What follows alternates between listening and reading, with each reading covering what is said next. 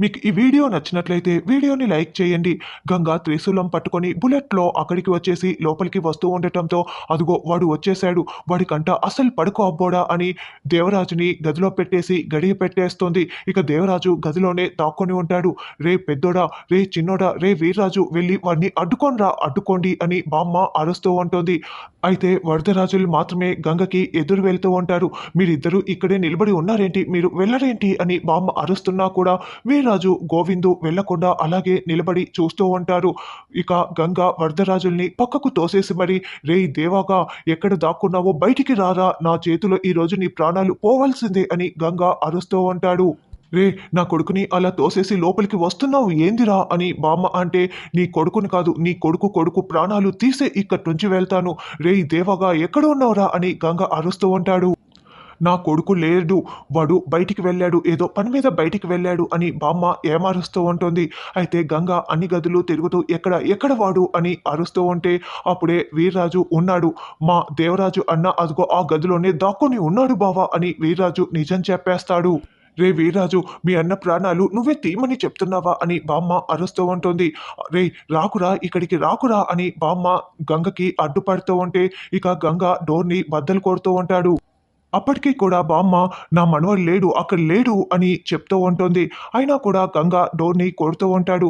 "రే పెద్దోడా, వచ్చి అడ్డుకోరా వీడిని, లాగరా, లాగి పడేయరా" అని అంటే అప్పుడు వరదరాజులు గంగని 2 చేతులు పట్టుకొని లాగడానికి ప్రయత్నిస్తూ ఉంటే గంగ ఒక తోపు తోయటంతో వరదరాజులు కింద పడిపోతాడు. అయినా కూడా వరదరాజులు మళ్ళీ రెండోసారి గంగని వెనక్కి లాగుతూ ఉంటాడు. ఈసారి గంగ చాలా విసురుగా కొట్టడంతో వరదరాజులు కింద పడిపోతాడు. "అయ్యో, వీడు కూడా ఇలా పడిపోయాడేంటి" అని, "ఎవరు కాపాడే వాళ్ళే లేరా" అని బామ్మ అరుస్తూ ఉంటుంది. ఇక గంగ ఈసారి కాలుతో తలుపుని ఒక్క తన్ను తన్నటంతో తలుపు ఓపెన్ అయిపోతుంది. దేవ అక్కడి నుంచి పారిపోవాలని ప్రయత్నిస్తూ ఉంటే గంగ దేవాని ఒక్క తోపు తోయటంతో దేవ బెడ్‌పై పడిపోతాడు. ఇక త్రిశూలం తీసుకొని దేవాని పొడవబోతూ ఉంటే అప్పుడే సరిగ్గా వరదరాజులు, బామ్మ, తిరుపతి ముగ్గురు వచ్చి గంగని గట్టిగా పట్టుకొని ఉంటారు. "గంగ, నా కొడుకు ప్రాణాలు తీయకురా" అని తిరుపతి వేడుకుంటూ ఉంటుంది. "నా చెల్లెలు ఒక లలిత ప్రాణాలు తీసేశాడు, ఇంకో చెల్లెలు జీవితాన్ని నాశనం చేసేశాడు. వీడి ప్రాణాలు తీసే ఈరోజు నేను ఇక్కడి నుంచి కదులుతాను" అని గంగ చెప్తుంటే అప్పుడే శివ, ఊర్లో వాళ్ళు పరిగెత్తుకుంటూ లోపలికి వస్తూ ఉంటారు. తిరుపతి ఎంత వేడుకుంటున్నా కూడా గంగ ఏమాత్రం వినడు. ఒక్క తోపు తోయటంతో వరదరాజులు, బామ్మ, తిరుపతి దూరంగా విసురుగా పడిపోతారు. మళ్ళీ ఈసారి గంగ త్రిశూలంతో పొడవబోతూ ఉంటే శివ వచ్చి గంగ చేతిని అడ్డుపట్టుకుంటుంది. అలా శివ చాలా గట్టిగా గంగని పట్టుకొని ఉండటంతో మళ్ళీ తిరుపతి వేడుకుంటూ ఉంటుంది. "గంగ, నీకు దండం పెడతాను, నా కొడుకు ప్రాణాలు వదిలేసి తీయకు తీయకు" అని వేడుకుంటూ ఉంటుంది. "లేదు, వీడిని ఇలాగే వదిలేస్తే ఇంకా ఎంతమంది ఆడపిల్లల జీవితాలతో ఆడుకుంటాడో, వీడి ప్రాణాలు తీయాల్సిందే" అని గంగ అంటాడు. "బావా, ఒక్కసారి నీ చెల్లెళ్ళ గురించి ఆలోచించు బావా" అని శివపార్వతి వేడుకుంటూ ఉంటుంది.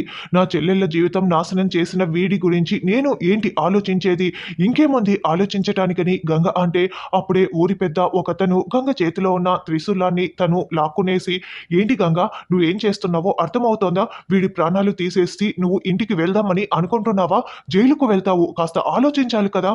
మీ చెల్లెళ్ళ జీవితాల గురించి కూడా ఆలోచించాలి కదా" అని ఊరి పెద్ద ఆయన చెప్తూ ఉంటారు. "అవును బావ, నువ్వు ఇలా చేస్తే నీ చెల్లెళ్ళు ప్రాణాలతో ఉండరు బావ, వాళ్ళ కోసమైనా నువ్వు ఇది చేయకూడదు బావ" అని శివ వేడుకుంటూ ఉంటే, "అయితే వీడిలాంటి వాడు ప్రాణాలతో ఉండాలనా" అని గంగ అంటాడు. "లేదు బావ, ఖచ్చితంగా శిక్ష పడే తీరుతుంది. న్యాయస్థానం ఉంది కదా బావ, చేసిన నేరాలన్నీ కూడా రుజువు అవుతాయి. ఖచ్చితంగా శిక్ష పడే తీరుతుంది బావ" అని శివపార్వతి చెప్తోంది. "అవును గంగా, చట్టం చూసుకుంటుంది. నువ్వు నీ గురించి, నీ చెల్లెళ్ళ గురించి ఆలోచించు" అని ఊరి పెద్ద చెప్తారు. "రేయ్, నీకు ఖచ్చితంగా శిక్ష పడి తీరాలి. ఒకవేళ నువ్వు సాక్ష్యాల్ని తారుమారు చేసినా, శిక్ష నుంచి తప్పించుకోవాలని చూసినా నేనైతే నిన్ను ప్రాణాలతో వదలను. అప్పుడైనా నేను నీ ప్రాణాలు తీసేస్తాను. ఎందుకంటే నేను ఈ ఊర్లోనే ఉంటాను కదా, నీకు దినదిన గండం మొదలైపోయినట్లే. నేను నిన్ను చూస్తూనే ఉంటాను. నీకు శిక్ష పడిందా సరే, లేకపోతే నా చేతిలో నీ ప్రాణాలు ఖచ్చితంగా పోతాయి, పోతాయి. నేనే తీసేస్తాను" అని గంగ చెప్తుంటే, "రా బావ వెళ్దాం" అని శివపార్వతి లాక్కు వెళ్తూ ఉంటుంది. ఇంటి దగ్గర చెల్లెళ్ళు గంగ కోసం ఎదురు చూస్తూ ఉంటారు. గంగ అన్నయ్య చాలా ఆవేశంగా ఆ దేవ ప్రాణాలు తీస్తానని వెళ్ళాడు. శివ కూడా వెళ్ళింది, ఇంకా రాలేదు. ఏం జరిగిందో ఏంటో అని అమృత టెన్షన్ పడుతూ ఉంటే గంగ అన్నయ్య ఒక్కసారి మాట చెప్పాడంటే ఖచ్చితంగా చేసే తీరుతాడు. ఆ దేవ ప్రాణాలు ఖచ్చితంగా తీసేసే వస్తాడు. అదే జరగాలి అని నాగవల్లి కోపంతో రగిలిపోతూ చెప్తూ ఉంటుంది. ఏయ్! ఏంటా మాటలు? ఆ మాటలు మాట్లాడడం కాస్త ఆపుతావా? ఏ గొడవలు లేకుండా అంతా ప్రశాంతంగా ఉండాలని కోరుకోవాలి కానీ ఇలా మాట్లాడకూడదు అని శ్రీవల్లి చెప్తూ ఉంటే అప్పుడే బుల్లెట్‌లో గంగ, శివ ఇద్దరు వచ్చేస్తారు. అదిగో వచ్చేస్తున్నారు అని చెప్తూ ఉంటారు. అప్పుడు ముందుగా నాగవల్లి, అన్నయ్య ఆ దేవగాడి ప్రాణాలు తీసేసావా? ఇప్పుడు అమ్మలక్కలు వచ్చి నా మెల్లో వాడు కట్టిన ఈ తాళిని తీసేస్తారు కదన్నయ్య, చెప్పన్నయ్య, చెప్పన్నయ్య, ఈ తాళి ఇక నా మెల్లో ఉండదు కదా అని నాగవల్లి ప్రశ్నిస్తూ ఉంటే, లేదమ్మా వాడి ప్రాణాలు ఇంకా పోలేదు, వాడికి ఇంకా ఆయుష్ ఉంది అని గంగ చెప్తాడు. అన్నయ్య క్షమించి వదిలేసావా, మంచి పని చేసావన్నయ్య అని శ్రీవల్లి అంటే, లేదమ్మా వాడిని నేను ఎప్పటికీ క్షమించను, వాడి ప్రాణాలు ఖచ్చితంగా తీసే తీరుతాను, కాకపోతే ఇప్పుడు కాదు, ముందు ముందు అదే జరుగుతుంది అని గంగ అంటే, బావా ఇంకా ఆవేశంతో మాట్లాడకు, అర్థం చేసుకొని మాట్లాడాలి కదా అని శివ అంటుంది. నీ వల్లే వాడి ప్రాణాలు పోకుండా ఇలా అయిపోయాయి, ఊళ్ళో వాళ్ళని తీసుకొచ్చి అడ్డుకోవటం వల్లే వాడు ఈరోజు నా చేతిలో నుంచి తప్పించుకున్నాడు అని గంగ అంటే, అన్నయ్య అలాంటి మాటలు మాట్లాడకన్నయ్య అని శ్రీవల్లి అంటుంది. లేదమ్మా వాడు ముందు నీ జీవితాన్ని నాశనం చేయాలనుకున్నాడు, కానీ దురదృష్టం నాగవల్లి జీవితంలోకి వచ్చింది. వాడు ఈరోజు కాకపోయినా రేపు నా చేతిలో వాడి ప్రాణాలు పోతాయి.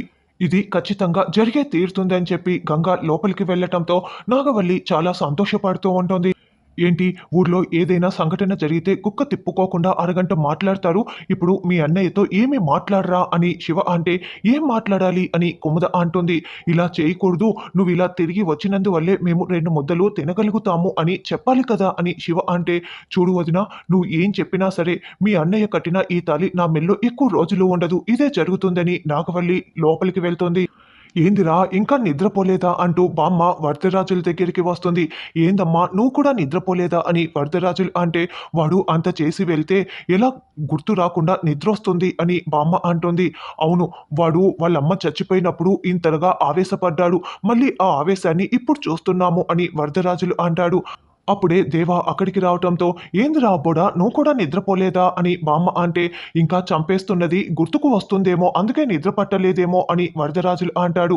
లేదు నాన్న నాకు శ్రీవల్లి గుర్తుకు వస్తోంది, నేను నాగవల్లి మెడలో ఇష్టపడి నేను తాళి కట్టలేదు, నాకు గంగ చెల్లెళ్లలో ఎవరూ కూడా గుర్తుకు రారు, ఒక్క శ్రీవల్లియే గుర్తుకు వస్తుంది అని అంటే, నీ వయసు ప్రభావం నీ చేత ఇలా మాట్లాడిస్తుందేమో, నువ్వు లలితని చంపేశావు ఆ విషయం నీకు గుర్తుందా అని బామ్మ అంటే, నేను తలపై మాత్రమే కొట్టాను, నీళ్లలో చంపి పడేసింది మనవాళ్ళు అని దేవా చెప్పటంతో, అలా చంపిన వాళ్ళకంటే పురమాయించిన వాళ్ళకే ఎక్కువ శిక్ష పడుతుంది, పోలీసోడివి నీకు తెలీదా అని వరదరాజులు అంటే, ఈ కేసులు ఇవన్నీ కూడా నాకు కొత్తేమీ కాదు నాన్న, ఇప్పుడు మార్చాల్సింది తలరాతని, శ్రీవల్లి నాకు సొంతం అవ్వాలి, నాకు ఇష్టమైంది నాకు సొంతం కాకపోతే నేను ఎంత మొండిగా మారుతానో మీకు కూడా తెలుసు కదా అని దేవా అంటే, రోజులు అసలే బాగోలేవు అని వరదరాజులు అంటాడు. అసలే దొంగల ఇంటిపై విరుచుకు పడిపోతున్నాడు ఆ గంగ అని బామ్మ అంటోంది. తర్వాత నిద్రపోతున్న గంగ అన్ని విషయాలు గుర్తుకు వచ్చి ఒక్కసారిగా లేచి కూర్చుంటారు. అప్పుడే శివపార్వతి అక్కడికి వస్తుంది. ఏమైంది బావా అని అంటే, లలిత ప్రాణాలు తీసేశాడు, నాగవల్లి మెల్లో తాళి కట్టాడు, వాడు ప్రాణాలతో ఉండకూడదు, వాడు శాశ్వతంగా కన్ను మొయ్యాలి అని మళ్ళీ గంగ ఆవేశపడుతూ ఉంటే, బావా ఇలా ఆవేశపడుకు బావా అని శివపార్వతి అంటే, నువ్వు కూడా వాళ్ళ రక్తమే కాబట్టి వాణ్ణి కాపాడాలని చూస్తున్నావు అని గంగ అంటాడు.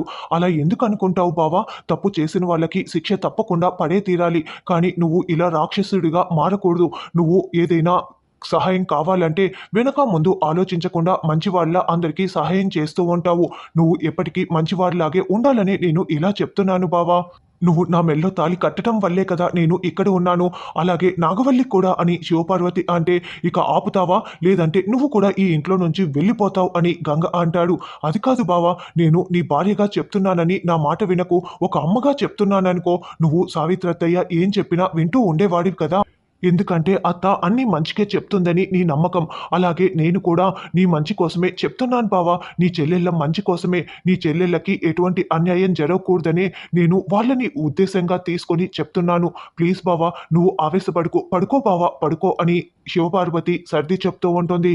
తర్వాత తిరుపతి కాఫీ తీసుకొచ్చి బామ్మ ముందు ఉన్న కాఫీ టేబుల్పై పెట్టి వెళ్తూ ఉంటే, ఏంటే గుర్రానికి పెట్టి వెళ్ళినట్లు అలా పెట్టి వెళ్తున్నావు చేతికి ఇవ్వకుండా అని అంటుంటే, గుర్రం ముందు పెట్టిన తర్వాత తాగమని చెప్పరు అని తిరుపతి అనడంతో, ఏంటి ఎలా కనిపిస్తున్నాను, నన్ను పశువులతో పోలుస్తున్నావు, మాట తూలుతున్నావు అని బామ్మ అరుస్తూ ఉంటే, గంగకి అన్యాయం జరిగిందని ఇది మాట తూలుతున్నట్లుందని వరదరాజులు అంటాడు. ఇంకా నాపై కోపం పోలేదా అమ్మా అని దేవ అంటే, నీపై కోపం ఎందుకు పోతుంది? పోనే పోదు. అయినా ఆ గంగ కోపం కూడా చల్లారదు. మీరు చచ్చే వరకు కూడా గంగ కోపం చల్లారదు అని తిరుపతి చెప్పటంతో, నన్నే చచ్చిపోమంటావా అని బామ్మ తిరుపతి చెంపపై కొట్టటంతో అప్పుడే తిరుపతి కింద పడిపోతూ ఉంటే పెద్దమ్మ అంటూ వచ్చి శివపార్వతి పట్టుకుంటుంది.